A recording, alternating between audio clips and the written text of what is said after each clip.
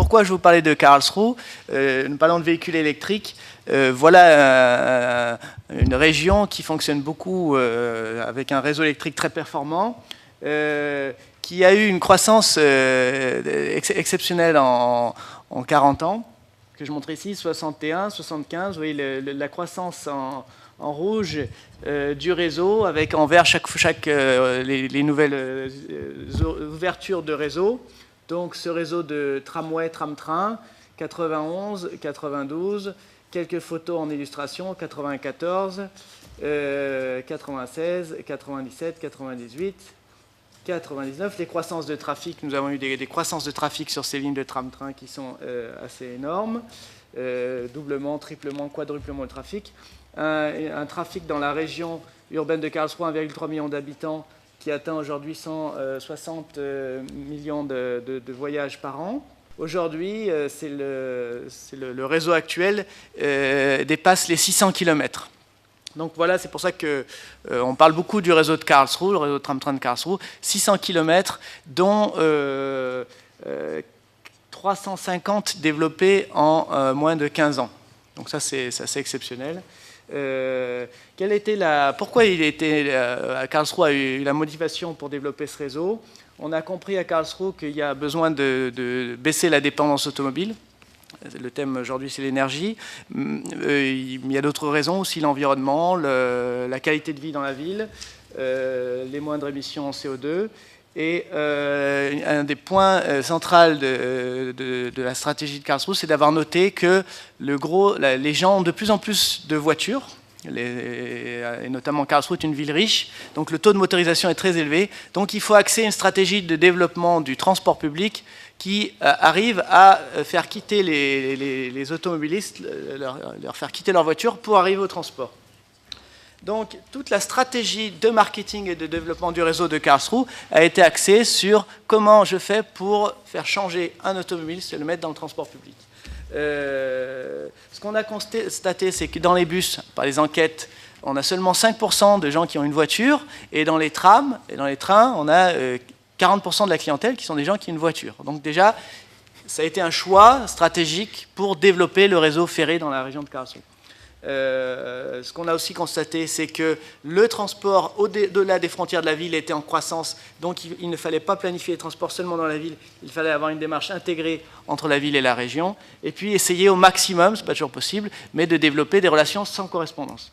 C'est pour ça qu'on a conçu donc, le tram-train, ce réseau dont je vous ai montré très rapidement la croissance en 40 ans qui a atteint 600 km.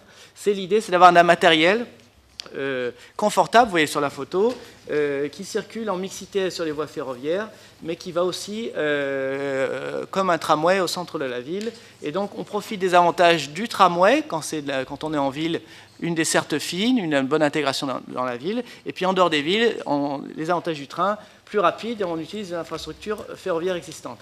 Là, vous avez des cas aussi qu'on a appliqués à Karlsruhe. Lorsque la voie ferroviaire est trop éloignée de la ville, on crée des liaisons de maillage sous forme de tramway qui permettent de mieux faire passer le système de transport au cœur de la ville, là où il y a ces automobilistes qu'on cherche à capter. Si on leur offre du transport de porte à porte, ils vont plus facilement laisser leur voiture que s'ils doivent prendre leur voiture pour rejoindre une gare. Quitte à prendre la voiture pour rejoindre une gare, finalement je reste dans la voiture.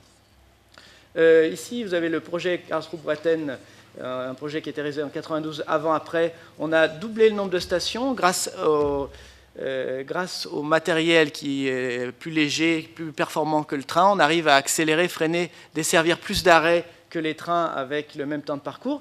Ici, vous avez une situation dans le Murtal où on avait une gare qui était mal située du chemin de fer. On a créé 2 points d'arrêt tram-train qui sont beaucoup mieux situés par rapport à la ville. L'autre cas de Bretten, avant le projet tram-train, on avait 2 gares. Avec le tram-train, on a ajouté 6 gares supplémentaires.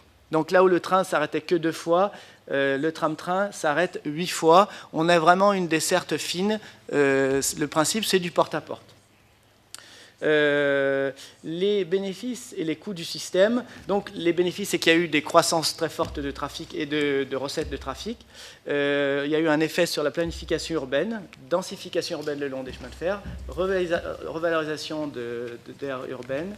Et puis, on a eu des avantages économiques aussi, puisque le développement du tram-train s'est fait à moindre coût que le coût du ferroviaire lourd classique. Alors, le développement du transport public, par exemple, cette statistique montre qu'on a 40% d'anciens utilisateurs du tram-train qui étaient d'anciens utilisateurs de la voiture. Donc, on a réussi, par le développement de ce réseau, à capter des automobilistes.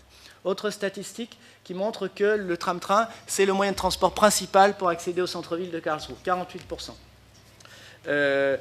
L'effet sur le développement urbain, ici c'est la configuration urbaine de Bretten avant le tram-train. Avec le développement du tram-train, on a développé les quartiers à proximité des gares. Vous voyez les développements urbains entre 92 et 2004 en orange, donc après le tram-train, et puis les projets de développement pour l'avenir.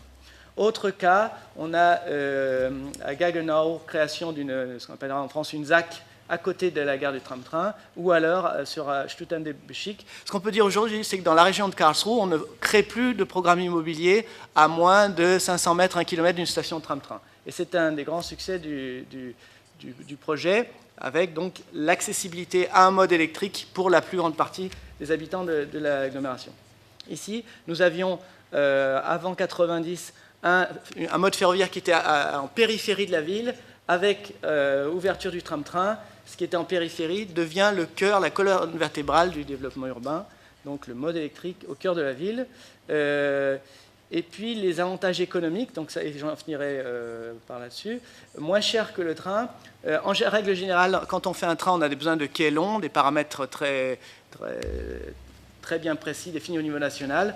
À Karlsruhe, on a pu définir des arrêts, je dirais, de petites plateformes. Quand il y avait, par exemple, que deux ou trois personnes qui montaient à l'arrêt, on a fait des plateformes de 20 mètres qui ne permettent d'accoster qu'aux portes de devant. C'est moins cher que les solutions lourdes. Et puis, enfin, l'accès aux stations. Dans le mode ferroviaire lourd, on a systématiquement des passages supérieurs ou inférieurs, très coûteux à construire. Et dans les lignes de tram-train développées sur Karlsruhe, on a développé de simples passages piétons à niveau avec des protections par signaux. Voilà, et voilà le réseau de Karlsruhe aujourd'hui. Et je vous remercie.